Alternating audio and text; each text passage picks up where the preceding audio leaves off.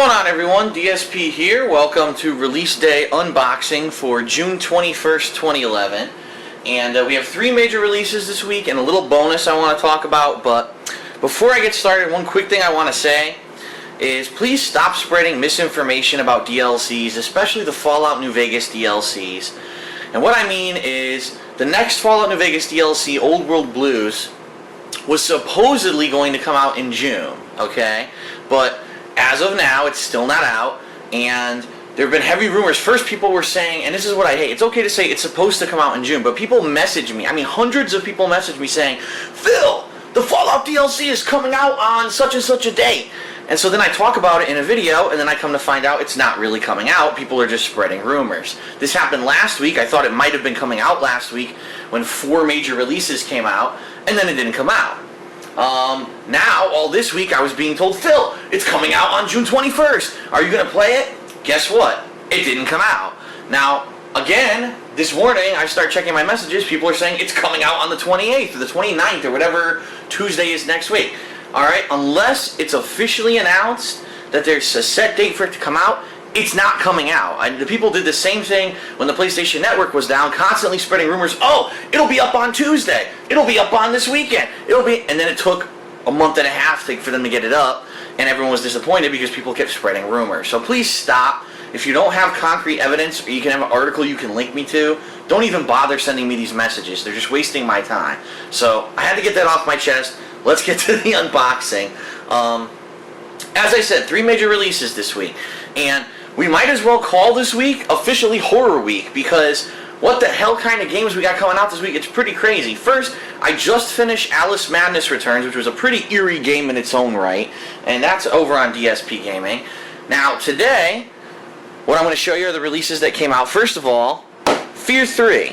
Okay, we've been waiting for this game for over 2 years. It was delayed several times, actually. And I want to talk a little bit about this because I'm a little confused. This thing's not fucking standing up. There we go.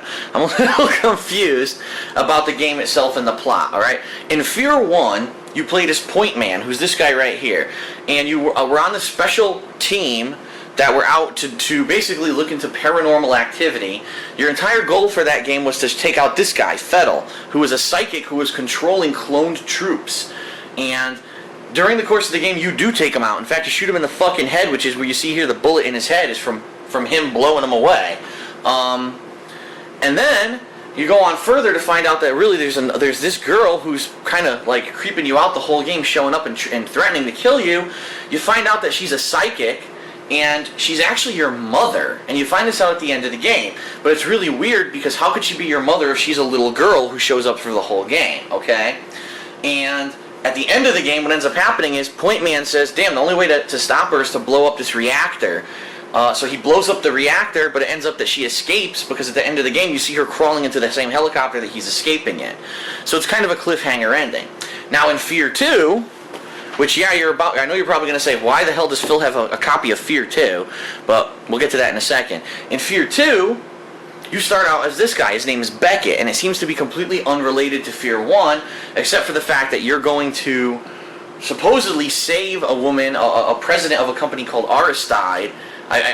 Forgive me if that's not how you pronounce it. It's been 2 years, so I guess we'll refresh our memories today as we play the game. But as he's saving her, the reactor that Point Man set off in part 1 explodes, and it frees Alma, okay? That's her name, Alma.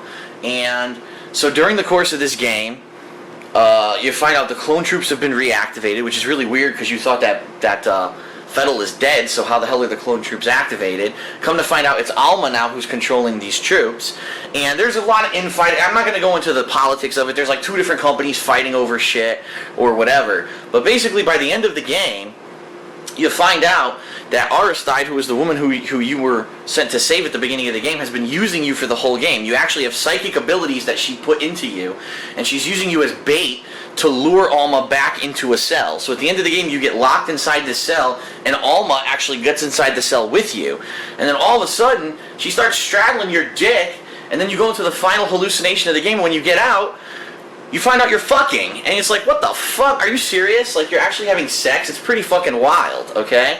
And then at the very end of the game, you're locked inside this cell with Alma, and you find out that Alma is pregnant with your kid. Now, You might be saying, wait a minute, you had sex with a little girl? No, because really here's what's happened, okay? Alma has been locked up during the course of f.e.a.r 1, okay? She's been locked up in a cell, a holding cell, for a long-ass time, probably like 10 years. So when she was locked up, originally she was a little girl, now she's either an older teen, maybe in her young 20s, you don't know yet. But you know that she's a young woman, so yes, she's of age to have sex. So there's no pedophilia or anything in this game. But she doesn't know that. So through the entire course of the first game, and then parts of the second game, you see her as a girl because she still thinks she's a girl. But once she realizes that she's a woman, that's when she fucking rides your dick. You can make more sense of that if you need to. It's really confusing, I know. It sounds really wild, but that's actually what happens in f.e.a.r 2. So now here's my question. In f.e.a.r 3, which we haven't played yet, but we're going to find out, you've got Point Man returning, you've got f.e.a.r who's back from the fucking dead. Don't ask me how, I guess they're going to explain it in the game, but how does anything that happened in this game relate to the first one or the third one? Because from all intents and purposes, Beckett is supposedly still alive. Alma is pregnant again. Obviously, it doesn't even make sense, because how does she have 2 fucking kids that are now grown men if she's a girl? It makes no sense. The plot doesn't make any sense. It's very confusing, and I'm hoping that in this game they clarify some of this. How did a little girl have 2 kids already, and now she's pregnant again with Beckett's kid? And it's just so super confusing. And now the question is she going to have a 3rd kid? Will it become another powerful psychic? How is f.e.a.r 3 going to end? We don't know. But I'm looking forward to it. So anyway, I digress. I just wanted to recap the confusing fucking plot of f.e.a.r before we play it, because I'm confused as hell too. I don't know. Anyway, here's f.e.a.r 3. And this game actually has a full co-op campaign, I believe. If you want to do it that way, you can play as f.e.a.r and Point Man together. I'm not sure how that exactly feeds into the plot, but obviously it means pretty much until the end of the game they're both going to be alive. I'm not sure if there are different endings. I've heard a rumor that there's 4 different endings to the game. I'm not sure if that's true or not. But what I'm going to do is I'm going to start out by playing through the campaign myself today, okay? And I don't know if there's an option of who to pick. I don't know who I'm going to pick. I'm on the fence about everything right now, but we'll figure it out over the course of today as I play the game. But it also has some exclusive multiplayer modes. One of them is called Fucking Run, which is pretty cool. But it's pretty funny because you can't even play those modes unless you buy the game new, because guess what? They give you a code to play those modes. So what the fuck? That's pretty messed up. If someone rents the game, you can't even play the multiplayer properly. But alright, I guess they really just don't want people renting games anymore. So the first thing you see when you open the box is an ad for The Exorcist, House of Wax, and Terminator Salvation. So I'm going to throw that out. And there you are with your game content download card to play your exclusive multiplayer maps. And the non-existent instruction booklet. That's right, once again, it's just the warnings for the game. I'm starting to wonder why they're bothering to even print them. Is it just because they think it's too much of a common practice to put a piece of paper in the fucking box? Because this is not an instruction booklet. This is warnings that no one fucking reads or cares about. So you're just wasting paper. And there's your game. Pretty straightforward. Now, I did get a code because I pre-ordered at GameStop. I got a code to get a gun. I think it's like a 50 caliber gun in the multiplayer. So when I do play the multiplayer, I'll be using that. But GameStop gave you a free copy of f.e.a.r 2 when you bought f.e.a.r 3. That's pretty fucking crazy. So for people who didn't play the second game, you now get caught up. Although I don't understand why, because this game doesn't seem even fucking related to f.e.a.r 1 or f.e.a.r 3. Like, I don't get it. How is Alma with Point Man in the helicopter during the explosion, if then she shows up over here in f.e.a.r 2 stalking Beckett and fucking his brains out at the end? How old is Alma really? But she already had 2 grown men as kids, and now she's having a 3rd kid, but she shows up as a girl, but then she's a teenager or a young adult, and I don't fucking know what's going on, alright? I don't know what's going on. Anyway, the next game this week the next game this week is Shadows of the Damned, which a lot of people have been describing in different ways. Some people say it's like Resident Evil. Some people say it's more of a funny kind of a plot. It's more of a humorous game. Some people are saying it's a role-playing game. I don't know. I've seen not reviews, but I've seen previews of the game. It looked really interesting and creepy as fuck, because if you look, some of the monsters in this game are fucking pretty crazy and out of there, you know? They look like ghoulish, fiendish, gory things, and it just looks really cool. Again, horror week, because how long has it been since we've had horror games like this? They really haven't had a lot of horror games coming out recently, and this is pretty cool. So, Shadows of the Dam, that's a single-player game. I'm going to be playing that as soon as I finish the campaign of f.e.a.r 3 for the first time. I'm not sure if I'm going to play through f.e.a.r 3 another time. I guess it depends on if I want to do co-op, if there really are alternate endings that dramatically change the game, etc. Okay? So, Shadows of the Dam. The third game... Oh, I didn't open it yet. Ooh, guess what? There's your game disc. Here's your extremely short instruction booklet from EA. Are you happy? There's nothing in there. I did get actually a code to download some of the soundtrack for this game because I pre-ordered at GameStop. And then third, Dungeon Siege 3. The game already came out in Europe and Australia and other places, which is kind of, again, silly. Why can't we have a global date when the games come out? Why is it that some countries get it before others? But I actually did play Dungeon Siege 1 and 2, which were PC exclusive games.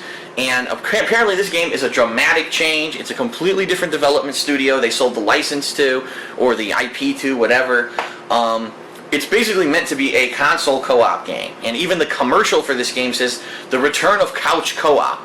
Meaning, you can have a friend over, and on the same TV, you can do two-player co-op, okay? Now, I'm on the fence is what I want to do with this game as well, because obviously this would be a game that, like, John Rambo and I could do as co-op, and it would be perfect. But unfortunately, John Rambo is going to, well, I don't want to say unfortunately, but for our purposes of the playthrough, John Rambo is going to Midwest Championships this weekend to attempt to qualify for Super Battle Opera for Super Street Fighter 2 Turbo. If he wins, he gets a lot of money so that he can, well, not a lot of money, but he gets some money so he can go to Japan and represent the United States in that tournament. So, he's not here this weekend. Now, he mentioned he might be coming by tomorrow, Wednesday, but we're probably not going to be able to beat the entire game in one sitting either. So I'm on the fence as to what to do with this game. Should I play it possibly by myself? Should I look to maybe get some co-op partners? I've actually gotten a couple offers from a couple people.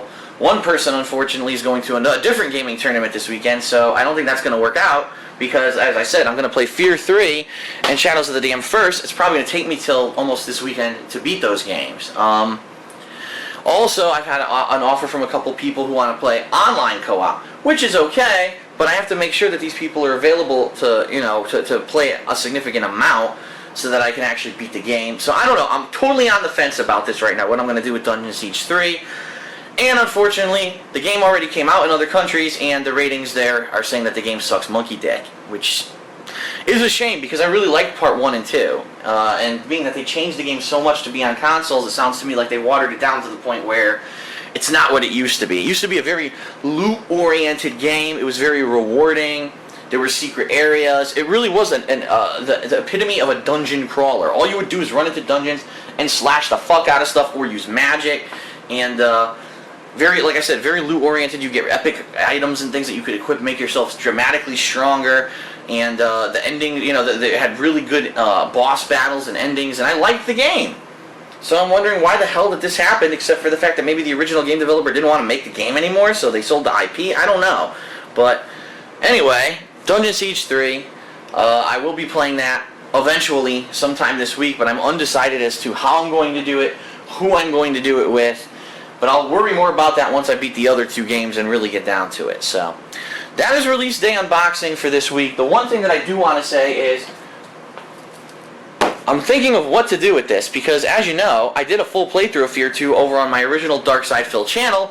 If you haven't seen it, go check it out. The quality isn't that good visually because this was before I even got an HD camera. It was my old Sony camera that I had an angle tilted at my TV so that it doesn't fill the screen, and it's mono sound. But it was a pretty good playthrough. I enjoyed the game, and I remember it was pretty funny, some of the stuff that happened in that game, being able to, it was one of the first games where I really did a full playthrough and was trying to be funny and enjoy the playthrough during it and doing live commentary. So I know there's a lot of funny stuff that happened when I played the game, but here's the thing, I'm trying to remember what to do, I'm trying to think what to do with this game, and I was thinking, gee, this would be a great opportunity. People are always asking me about this. Maybe I could have a contest or a giveaway where one lucky fan, I'll autograph this game and they get a copy of f.e.a.r 2, with my autograph, and it would make sense, obviously, because I did play the game, and it's over on Dark Side Phil. But then I realized, well, how can I do it? Because if I do it, any of the ways that some of these more popular people on YouTube do, I'll be abusing the YouTube system. Like, sure, I could say, alright, here's the contest video, so vote it up and like it and fucking leave comments on it and fucking suck my dick and, you know, abuse the YouTube system so that this video gets 5 billion views and I make it to the front page. Well, that's not what I'm about. I've never been about that. I don't do that bullshit. I don't schmooze with the top YouTubers like a lot of other people do. Hibiscus. I don't abuse the system. I don't do that kind of stuff. So there's no reason. I don't want to do that. I'm trying to figure out a good way to give this game away without abusing the YouTube system. And maybe it'll simply be, I don't know, register for my website and then on a forum post leave an entry and then I randomly pick one. Maybe I'll write down a number between 1 and 500, you know, because I assume at least, you know, a couple hundred people will enter, and then I'll look at that number post in the thread and that's the person who wins. Or maybe, I don't know, I don't know how to do it yet, but I'm interested in doing that. If anyone has ideas on how to do it fairly without abusing the YouTube system, I'd love to know. So leave a comment on this video. Haha, I just told you to leave a comment, so I'm abusing the YouTube system. No, I'm not. I want actual input on what to do with this. So, alright, that's it for release day unboxing for June, the fuck is today again? June 21st, 2011. Again, we're starting with f.e.a.r 3 campaign.